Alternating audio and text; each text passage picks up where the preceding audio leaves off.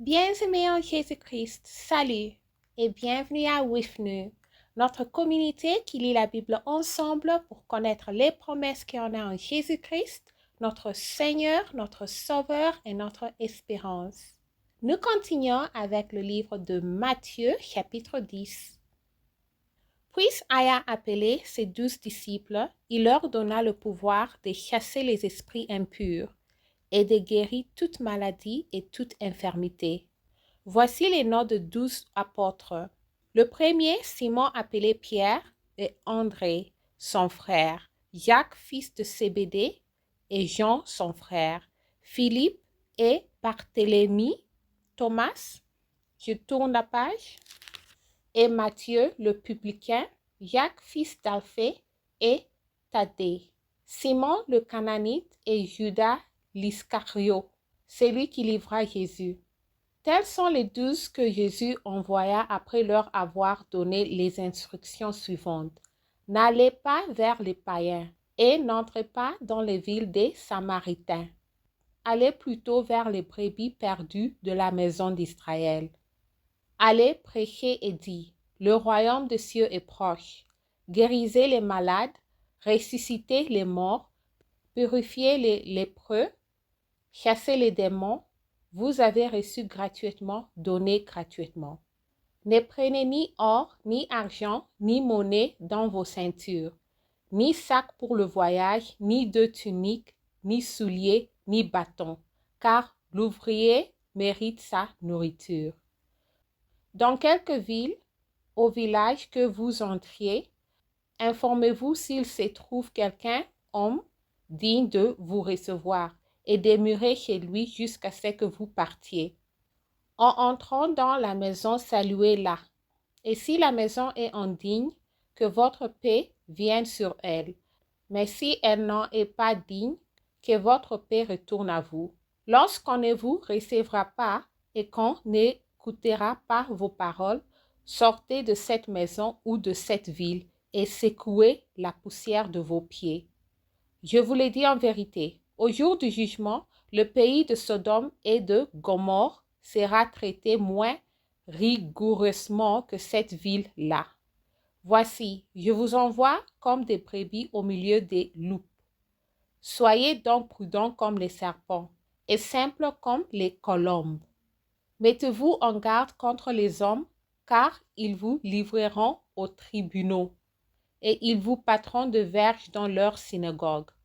Vous serez menés à cause de moi, devant des gouverneurs et devant des rois, pour servir des témoignages à eux et aux païens.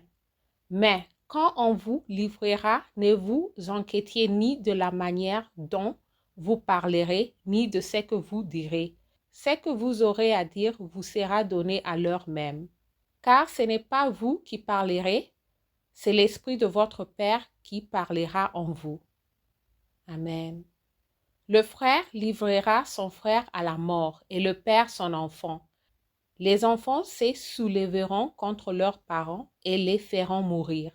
Vous serez haïs de tout, à cause de mon nom, mais celui qui persévérera jusqu'à la fin sera sauvé. Quand on vous persécutera dans une ville, fuyez dans une autre.